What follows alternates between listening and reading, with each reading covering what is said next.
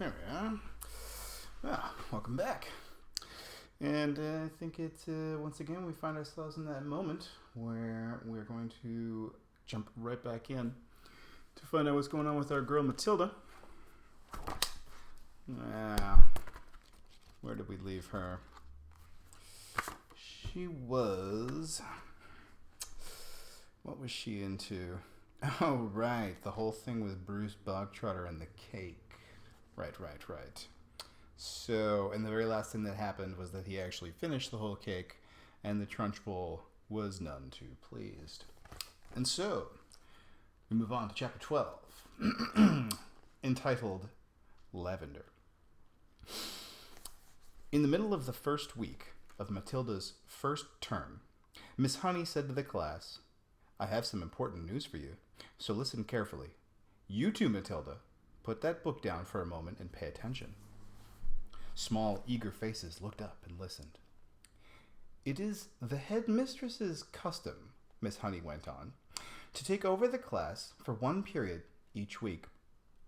She does this with every class in the school, and each class has a fixed day and a fixed time. Ours is always 2 o'clock on Thursday afternoons, immediately after lunch. So tomorrow at 2, Miss Trunchbull will be taking over from me for one lesson. I shall be here as well, of course, but only as a silent witness. Is that understood?" "Yes, Miss Honey," they chirped. "A word of warning to you all," Miss Honey said. "The headmistress is very strict about everything. Make sure your clothes are clean, your faces are clean, and your hands are clean. Speak only when spoken to. When she asks you a question, stand up at once before you answer it. Never argue with her. Never answer back. Never try to be funny. If you do, you will make her angry. And when the headmistress gets angry, you'd better watch out." "You can say that again," Lavender murmured. "I am quite sure," Miss Honey said, "that she will be testing you on what you are meant to have learned this week, which is your 2 times table, so I strongly advise you to swat it up when you get home tonight. Get your mother or father to hear you on it." "What else will she test us on?" someone asked. "Spelling," Miss Honey said. "Try to remember everything you have learnt these last few days. And one more thing. A jug of water and a glass must always be on the table here when the headmistress comes in. She never takes a lesson without that. Now, who will be responsible for seeing that it's there?" "I will," said Lavender at once. "Very well, Lavender," Miss Honey said. "It will be your job to go to the kitchen and get the jug and fill it with water, and put it on the table here with a clean, empty glass just before the lesson starts." "What if the jug's not in the kitchen?" Lavender asked.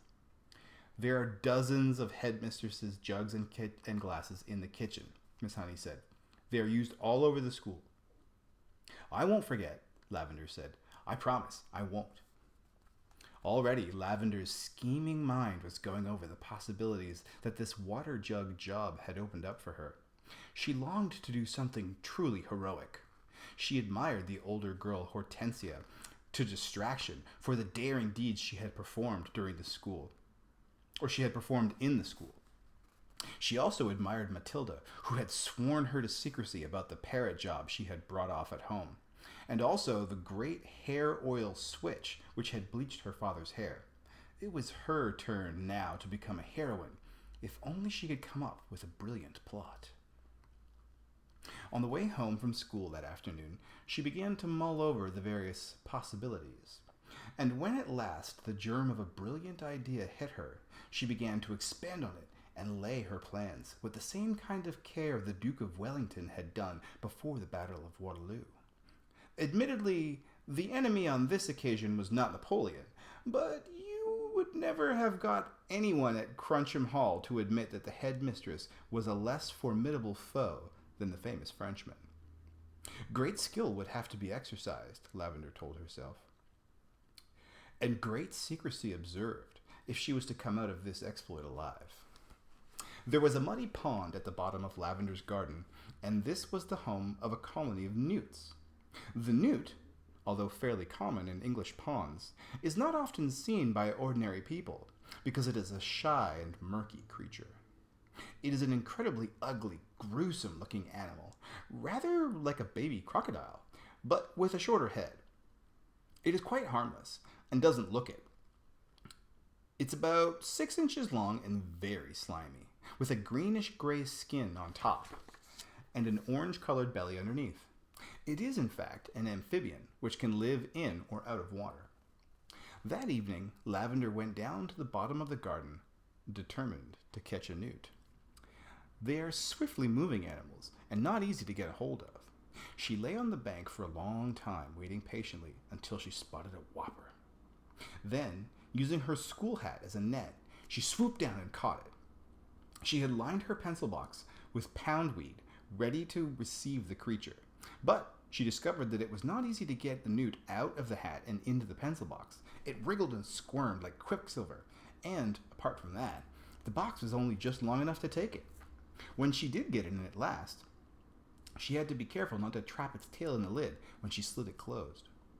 A boy next door, called Rupert Entwistle, had told her that if you chopped off a newt's tail, the tail stayed alive and grew into another newt 10 times bigger than the first one.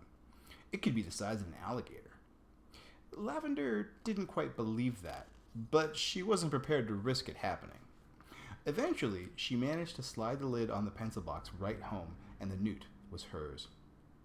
Then, on second thought, she opened the lid just the tiniest fraction so the creature could breathe. The next day, she carried her secret weapon to school in her satchel. She was tingling with excitement. She was longing to tell Matilda about her plan of battle. In fact, she wanted to tell the whole class, but she finally decided to tell nobody. It was better that way, because then no one, even when put under the most severe torture, would be able to name her as the culprit. Lunchtime came. Today it was sausage and baked beans, Lavender's favorite, but she couldn't eat it. "Are you feeling all right, Lavender?" Miss Honey asked from the head of the table. "I had such a huge breakfast," Lavender said. "I really couldn't eat a thing."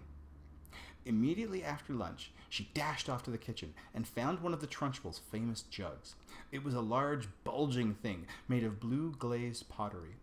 Lavender filled it half full with water and carried it, together with a glass, into the classroom and set it on the teacher's table. The classroom was still empty. Quick as a flash, Lavender got her pencil box from her satchel and slid open the lid just a tiny bit. The newt was lying quite still. With great care, she held the box over the neck of the jug and pulled the lid fully open and tipped the newt in. There was a plop as it landed in the water, and then it thrashed around wildly for a few seconds before settling down. And now, to make the newt feel more at home, Lavender decided to give it all the pondweed from the pencil box as well. The deed was done. All was ready. Lavender put her pencils back into the rather damp pencil box and returned it to its correct place on her own desk. Then she went out and joined the others in the playground until it was time for the lesson to begin. I like it.